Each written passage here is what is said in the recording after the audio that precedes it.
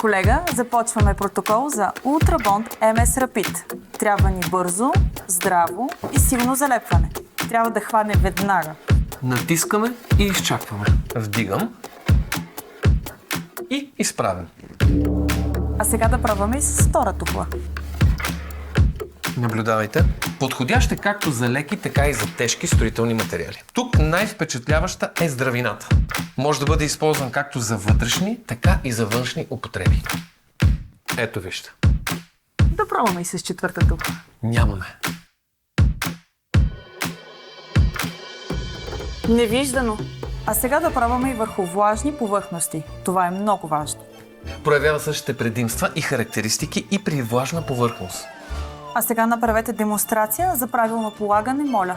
Когато използваме Ultrabond MS Rapid, се нанася по дължина, на отстояние около 10-15 см. Ето така.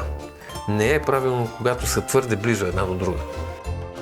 А дали бихте могли да залепите това огледало на стената ето там? Както виждате, няма приплъзване. Одобрен за употреба. Протоколът е оформен. Ultrabond MS Rapid е хибридно монтажно лепило с много високо първоначално сцепление и бързо втвърдяване, когато трябва да залепи бързо, здраво и сигурно. Всичко е окей с Мапей.